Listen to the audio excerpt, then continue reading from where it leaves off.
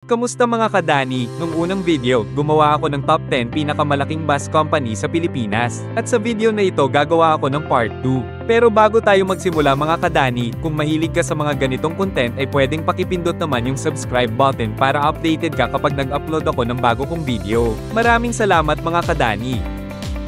Una mga kadani ay ang Baliwag Transit. Sa bayan ng Baliwag, Bulacan, isang negosyanteng babae ang nagsimula sa paggawa ng mga sombrero. Siya si Doña Maria Victoria Santiago VDA Detenco, kilala bilang Nanay Turing. Mula sa kanyang maliit na hanap buhay, nagkaroon siya ng pangarap ang maghatid ng mga tao mula probinsya patungo sa kabisera. Noong 1954, nakuha niya ang unang pahintulot para mag-operate ng 6 na bus sa rutang San Miguel papuntang Manila. Ang mga bus na iyon ang naging simula ng isang kwento ng paglago at serbisyo. At pagdating ng 1960, ipinanganak ang kumpanyang Baliwag Transit. Paglipas ng mga taon, lumawak ang kanilang saklaw mula Bulacan hanggang Nueva Ecija at umabot pa sa mga karatig probinsya ng Hilagang Luzon. Nagtayo sila ng mga terminal sa Cubao, Pasay, Caloocan, Sampaloc at Divisoria, habang sa probinsya na may nakatayo ang kanilang mga himpilan sa Baliwag, Malolos, Hagonoy, Cabanatuan at San Jose City. Sumabay din sa pag-unlad ng teknolohiya ang kanilang fleet. Mula sa simpleng unit ng Hino at Mitsubishi Fuso, lumipat sila sa mas modernong King Long, Higer, MAN, at Daewoo. May iba't ibang klase ng serbisyo mula sa regular air condition para matugunan ang pangangailangan ng iba't ibang uri ng pasahero. Noong 2009, ipinakilala nila ang Golden Bee Transport, isang subsidiary na nagseserbisyo sa parehong ruta ngunit may mas modernong branding. At noong 2014, binuksan ng bagong terminal sa Pasay bilang patunay ng kanilang patuloy na paglago. Kung ikaw ay bibiyahe gamit ang Baliwag Transit, narito ang mga pangunahing terminal na maaari mong puntahan.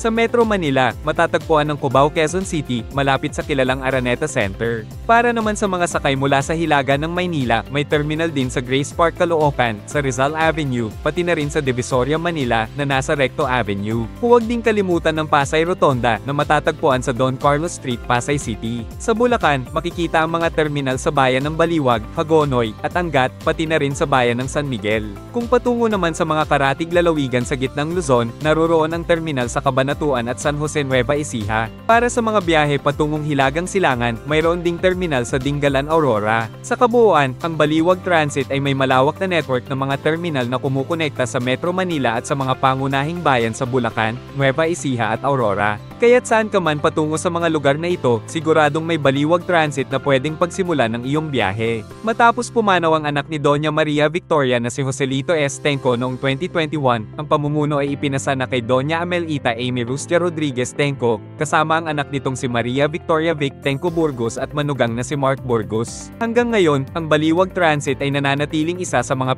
pinagkakatiwalaang bus company sa Luzon, isang tatak ng paglalakbay na nagsimula sa simpleng pangarap ng isang babaeng negosyante, at patuloy na umiikot ang mga gulong para maghatid ng serbisyo sa bawat kilometro ng kalsada. Pangalawa mga kadani ay ang GV Florida. Nagsimula ito bilang simpleng Florida liner sa pangunguna ni Virgilio Florida Sr. mula sa iilang unit na bumabiyahe sa Cagayan Valley. Lumago ito sa isang malaking transport company na kilala sa makukulay nitong bus na may rosas at bulaklak na livery na agad nakikilala mula sa malayo. Noong 1999, binago ang pangalan ng kumpanya. Mula Florida Liner ay naging opisyal ng GV Florida Transport Incorporated na pinamunuan ni George Florida at Virgilio Florida Jr. Ang pangalang GV Florida ay hango sa pangalan ni George at Virgilio Florida Jr. Sa paglipas ng panahon, lumawak ang kanilang ruta mula Metro Manila patungong Cagayan Valley, Ilocos, Cordillera, at iba pang panig ng Hilagang Luzon. Hindi lang basta biyahe ang serbisyo nila, sila ang isa sa mga nagpasimuno ng sleeper class sa Pilipinas kung saan pwedeng maglakbay ng nakahiga, nakabalot sa malamig na aircon, habang dumaraan ang gabi sa labas ng bintana. Sa kanilang fleet, makikita ang mga unit mula Hino, Scania, Higer, Zongtung, at Del Monte bodied buses, mga modernong makina para sa mas ligtas at komportableng paglalakbay. Sa Metro Manila mga kadani, may 3 pangunahing terminal ang GV Florida, sa Sampaloc, Manila, sa Cubao, Quezon City, at sa Pasay City. Sa mga terminal na ito, maaari kang bumili ng tiket at makakuha ng impormasyon tungkol sa schedule ng biyahe. Mula sa kanilang mga terminal, naglilingkod ang GV Florida sa iba't ibang destinasyon sa Hilagang Luzon. Kasama sa kanilang mga ruta ang Cagayan Valley, mga lugar tulad ng Tugigaraw, Apari, at Santiago. Sa Ilocos Region, kabilang ang Lawag, Batak, at Pagudpod. sa Cordillera Administrative Region, gaya ng Baguio at Banawe, pati na rin ang Nueva Vizcaya at Tarlac. Dahil dito, madali para sa mga pasahero na makarating sa kanilang destinasyon ng mabilis at komportable. Sa dulo, ang GB Florida ay hindi lang isang pangalan sa gilid ng bus. Isa itong kwento ng paglalakbay, ng tagumpay, pagsubok, at pagbabalik loob sa kalsada. Pangatlo naman mga kadani ay ang Alps the Bus Incorporated. Sa baybayin ng Batangas, isang pangarap ang isinilang noong 1991. Isang lalaking nagngangalang Arcadio L. Perez ang nagpasya na pasukin ang larangan ng transportasyon. May dala lamang siyang isang second-hand na Japanese surplus bus, ngunit dala nito ang mas malaking layunin, ang may hatid ng ligtas at komportableng biyahe para sa mga Batanggenyo patungo sa kabisera. Tinawag niya itong Alps, pangalan na hinango mula sa kanyang sariling pangalan na Arcadio Lontok Perez. Sa simula, iilan lamang ang mga biyahe at ruta. Ngunit sa bawat kilometro ng kalsada, lumalakas ang kumpiyansa ng mga pasahero. Paglipas ng mga taon, lumago ang fleet, 3 unit, naging 5, hanggang sa umabot ng mahigit 51 bus. Hindi lamang Batangas ang kanilang biyahe, umabot din ang Alps sa Bicol, Mindoro, at maging sa Western Visayas. Kasama ang RoRo services at ferry connections, natuto silang magdala ng pasahero hindi lang sa lupa, kundi pati sa dagat. Kilala rin ang Alps sa kanilang malinis at maayos na serbisyo. Mula sa simpleng Daewoo at Nissan Diesel, nagdagdag sila ng mas modernong Yutong at King Long coaches, handog ang mas malamig na aircon, mas malalambot na upuan, at mas ligtas na biyahe. Ngayon, ang pamumuno ay nananatili sa pamilyang Perez. Pinangangasiwaan ito ng mga anak ni Ginoong Arcadio, tinitiyak na ang pangalan ng Alps ay mananatiling matatag sa kalsada. Mula sa iisang bus sa gilid ng Batangas, ngayon daan-daang unit ang bumabagtas araw-araw, saksi sa 3 dekada ng dedikasyon at serbisyo. Kung ikaw ay nagbabalak bumiyahe patungong Southern Luzon at Bicol, isa sa mga maasahang opsyon ang Alps. Mayroon silang mga pangunahing terminal sa Metro Manila, kabilang ang Cubao sa Aurora Boulevard, SM Mega Mall, at PITX sa Parañaque, kaya madali kang makakapag-umpisa ng iyong biyahe. Nag-aalok ang Alps ng mga ruta patungong Batangas, Lipa, Daet, Naga, at iba pang destinasyon sa Bicol at Southern Luzon. Ang kanilang mga bus ay maayos at komportable, kaya siguradong ligtas at maginhawa ang iyong paglalakbay. Para sa pinakabagong schedule at impormasyon sa ticketing, maaari mong bisitahin ang kanilang opisyal na website o direktang makipag-ugnayan sa kanilang mga terminal. Sa bawat biyahe ng Alps, dala nila ang kwento ng isang pangarap na hindi tumigil sa pag-ikot, isang kwento ng pamilya, ng probinsya, at ng paglalakbay. Pang-apat mga kadani ay ang Yellow Bus Lines Incorporated. Itinatag ito ni Antonio Siap noong July 13, 1958 sa Coronadal South, Cotabato. Nagsimula ito bilang isang maliit na operasyon na may 6 na bus units. Sa paglipas ng panahon, lumago ito at naging isa sa pinakamalaking bus company sa Mindanao. Sa mga unang taon mga kadani, ordinaryong bus lamang ang gamit nila, ngunit mabilis itong lumago. At alam nyo din ba mga kadani, na sila ang kauna-unahan sa Mindanao na nagpatupad ng regular na sahod para sa mga tsuper at konduktor, isang hakbang na nagtakda ng pamantayan sa industriya. Sa mga terminal ng Davao, General Santos, at Coronadal, naging pamilyar at pinagkakatiwalaan ang kanilang pangalan. Dumating ang inobasyon sa taong 2011, ipinakilala ang Premier Class na may Wi-Fi habang bumibiyahe. At noong 2012, lumabas ang Executive Class na may Wi-Fi at sariling CR. Pagsapit ng 2017, sumali sa fleet ang makabagong Ankay at Zongtong buses, dagdag sa dati ng Hino, Higer, at Yutong. Sa General Santos City, matatagpuan ang aktibong Bulaong Terminal pati na rin ang terminal sa airport, kung saan karamihan ng mga pasahero ay nagsisimula o nagtatapos ng kanilang biyahe. Sa Davao City, ang Ecolan Terminal ay patuloy na ginagamit para sa mga ruta papuntang General Santos at iba pang destinasyon sa Mindanao. Mayroon ding mga terminal sa Coronadal City, Tacurong, Digos, Kidapawan, Isulan, Maasim, Maitom, Makima, Surala, at Kiamba, lahat ay aktibo at tumatanggap ng mga pasahero araw-araw. Para sa mga nais makasiguro sa kanilang biyahe, mahalagang bumili ng tiket mula sa opisyal na terminal o sa kanilang online platforms. Makakatulong din ang pag-verify ng schedule bago bumiyahe upang maiwasan ang abala. Ngayon, higit 6 na dekada na ang lumipas, patuloy pa ring tinatahak ng Yellow Bus Line ang mga kalsada ng Timog Mindanao. Hindi lang sila naghahatid ng pasahero, naghahatid sila ng mga pangarap, pagbabalik, at pag-uwi. Sa kasalukuyan, pinamumunuan ito ni Virginia Yap Garcia bilang President at CEO. Pang-5 mga kadani ay ang Pangasinan Solid North Transit Incorporated. May mga tala na nagsasabing nagsimula ito noong 2007 bilang subsidiary ng Parinas Transit Company, ngunit sa mas opisyal opisyal na kasaysayan, itinatag ito noong 2010 nang bilhin ng Jack Liner Incorporated ang Dionisio R. de Leon Express ng Tarlac. Sa ilalim ng pamumuno ni Jaime A. Chua, nagsimula ang kumpanya sa iilang unit ng bus ngunit may malinaw na layunin, ang maghatid ng mabilis, ligtas, at komportableng biyahe mula Metro Manila patungo sa mga probinsya ng Pangasinan, Tarlac at Baguio. Habang lumilipas ang mga taon, lumawak ang kanilang ruta. Mula sa PITX at Cubao, nakakabiyahe na ang kanilang mga bus hanggang San Carlos City, Dagupan, Lingayen, at maging Baguio. Mayroon ding mga biyahe patungong Cabanatuan, Bayambang, at Manawag, dumadaan sa mahalagang terminal tulad ng sa Dao, Tarlac City, at SM Carmen. Ang mga destinasyong ito ay naging mahalagang tulay para sa mga manggagawa, estudyante, at pasaherong patungo o pauwi sa hilagang bahagi ng Luzon. Hindi lamang sa ruta lumawak ang Solid North. Pinalago rin ito ang fleet mula sa mga unang modelo ng Mitsubishi Fuso at MAN hanggang sa makabagong King Long, Yutong, at Higer. Kakaiba rin ang kanilang serbisyong inaalok noong 2011, isa sila sa mga unang bus line sa bansa na nagbigay ng libreng Wi-Fi on board, kasama ang USB charging at ilang deluxe amenities. Kung nagbabalak kang bumiyahe mula Metro Manila patungong Pangasinan, mahalagang malaman mo kung saan ka makakasakay na terminal ng Solid North Transit. Sa Metro Manila, may ilang pangunahing terminal na pwede mong puntahan. Una, naruroon ang Cubao Araneta Busport sa Quezon City, matatagpuan sa EDSA at malapit sa MRT Cubao Station. Dito, makakahanap ka ng mga biyahe patungong Dagupan, San Carlos, at iba pang destinasyon sa Pangasinan. Para sa mga nasa southern part ng Metro Manila, andyan ang Parañaque Integrated Terminal Exchange na nag-aalok ng mga biyahe patungong Baguio, Dagupan, at iba pa. Mayroon ding alternatibong terminal sa Avenida Santa Cruz, Manila, pati na rin sa Buendia, Pasay, na parehong naglilingkod sa mga pasahero patungong iba't ibang bahagi ng Pangasinan. Pagdating naman sa probinsya, ang Solid North Transit ay may mga terminal sa Dagupan City, San Carlos City, Manawag, at Lingayen. Ang bawat terminal ay handang maglingkod sa mga biyaherong galing Metro Manila o sa iba pang destinasyon, at ilan pa sa kanila ay kilala rin bilang mga sentro ng relihiyon at komersyo, gaya ng Manawag na malapit sa sikat na Manawag Church. Para sa pinakabagong schedule ng biyahe, klase ng upuan, at online booking, pwede mong bisitahin ang opisyal na website ng Solid North Transit. Sa ganitong paraan, masisiguro mong maayos at updated ang iyong biyahe patungong Pangasinan.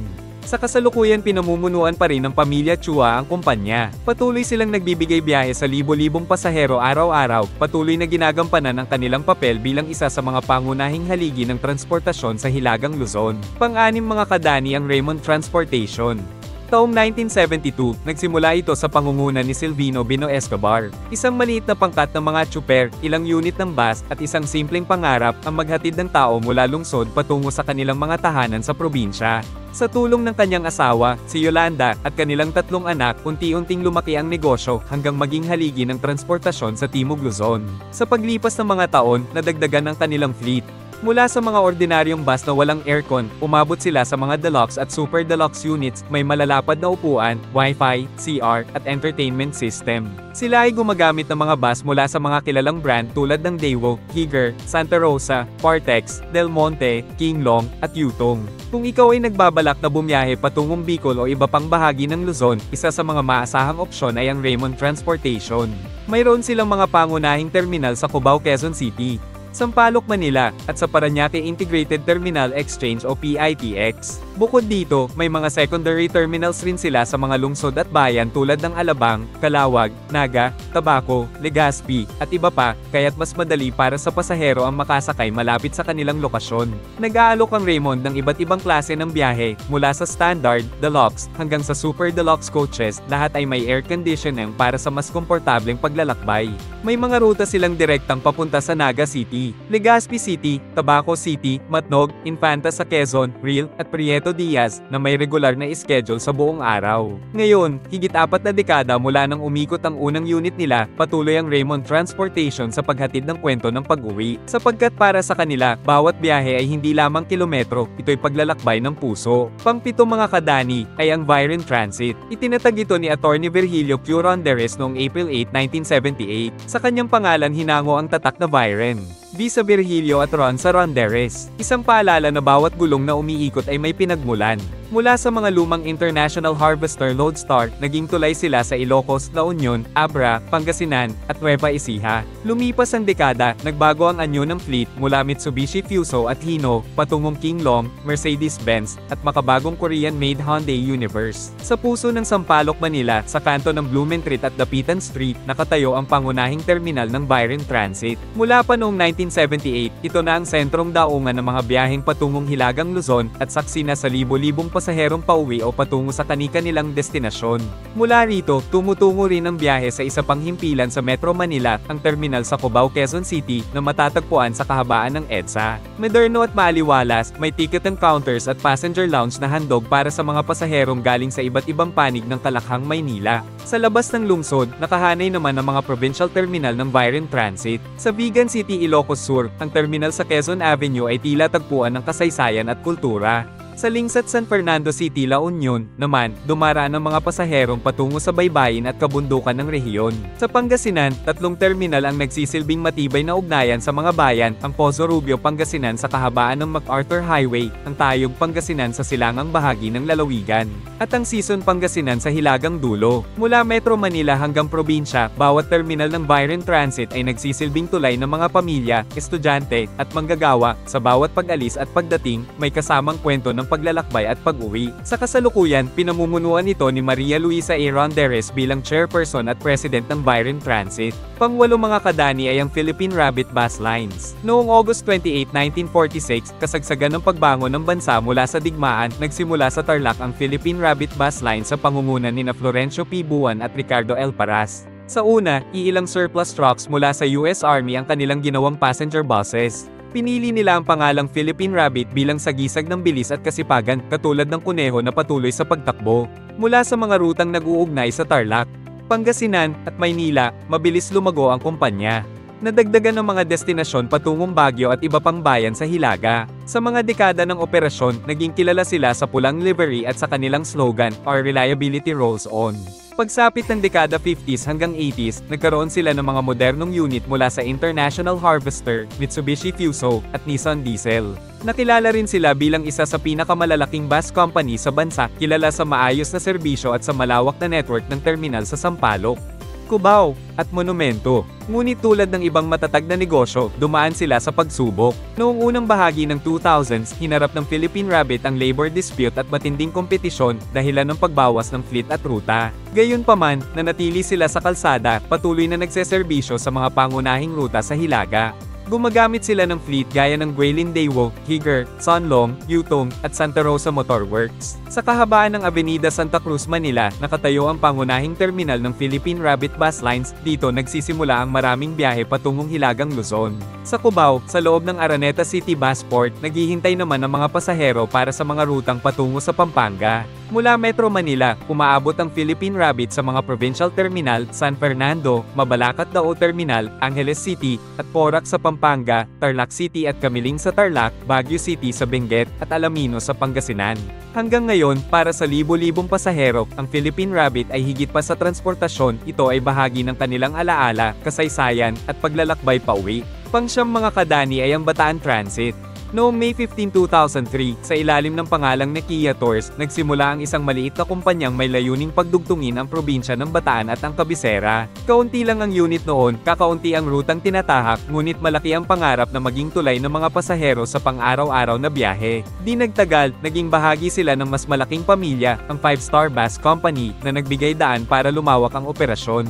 Unti-unting nadagdag sa kanilang mapa ang mga destinasyong mula Balanga at Mariveles, patungong Pampanga, La Union, at iba pang lungsod sa Hilaga. Sa kasalukuyan, ang fleet ng Bataan Transit ay binubuo ng mga modernong Hyundai Universe, Kia Grandbird, at ilang Hino coaches. Karamihan ay air-conditioned at may malalapad na upuan. Ang mga terminal nila sa Cubao, Avenida, at mga bayan ng Bataan ay nagsisilbing himpilan ng libo-libong pasahero araw-araw. Isa sa mga kilala at maaasahang bus company sa Luzon ang Bataan Transit. Ang kanilang mga pangunahing terminal ay matatagpuan sa Cubao, Quezon City, at ilang piling lugar sa Metro Manila, kaya madaling makasakay ang mga pasahero. Panghuli makadani ang Peñafrancia Tours and Travel Transport. Noong 1989, sa lungsod ng Naga, isinilang ang isang kumpanyang naglayong maging pangunahing tulay ng transportasyon sa Bicol Region, na Peñafrancia Tours. Hango ang pangalan sa mahal na patrona na Our Lady of Peñafrancia, bilang simbolo ng pananampalataya at panata ng mga Bicolano. Sa simula, iilang unit lamang ang tumatakbo na may rutang nakatuon sa pag-uugnay ng Naga at Maynila. Sa paglipas ng panahon, lumawak ang kanilang biyahe mula sa mga terminal sa Cubao, Alabang, at PITX, patungo sa Naga, Legazpi, Sorsogon, at iba pang bayan ng Bicol. Kasabay ng pagpapalawak ng ruta at modernisasyon ng kanilang fleet, pumasok sa serbisyo ang Skybus na may leather reclining seats, onboard entertainment, at maluwag na legroom. Sumunod ang Premier Class at Regular Class upang mabigyan ng opsyon ng iba't ibang uri ng pasahero. Noong 2008, ipinakilala ang Comfortech Benz Series, kilala sa mas tahimik na biyahe, mas maayos na suspension, at mas mataas na antas ng ginhawa. Sa kasalukuyan, ang Peñafrancia Tours ay binubuo ng mga modelong Mercedes-Benz, Higger, at Yutong. Karamihan ay may air conditioning, malambot na upuan, at ilang unit ay may Wi-Fi at charging ports. Ang Peñafrancia Tours, isang kilalang bus company na nagdadala ng mga pasahero mula sa lungsod papuntang mga destinasyon sa Bicol. Sa Metro Manila, may terminal ang Peñafrancia Tours sa Cubao at sa Quezon City, sa Alabang, Muntinlupa, at sa Parañaque Integrated Terminal Exchange. Sa Bicol Region, matatagpuan ang kanilang mga terminal sa Naga City Central Bus Terminal, Legazpi Grand Central Terminal sa Albay, at Tabaco City Central Terminal. May koneksyon din sila sa Turbina, Calamba, Laguna bilang transit point para sa mga biyaheng Bicol to Manila. At yan mga kadani, ang part 2 ng top 10 pinakamalalaking bus company sa Pilipinas. Ikaw kadani, anong bus na ang nasakyan mo na sa mga nabanggit? Pwede paki-comment naman at kwento ang naging karanasan mo at aking babasahin. At dito ko muna tatapusin ang ating video mga kadani. Maraming salamat at kita-kits ulit tayo sa mga susunod pang mga video.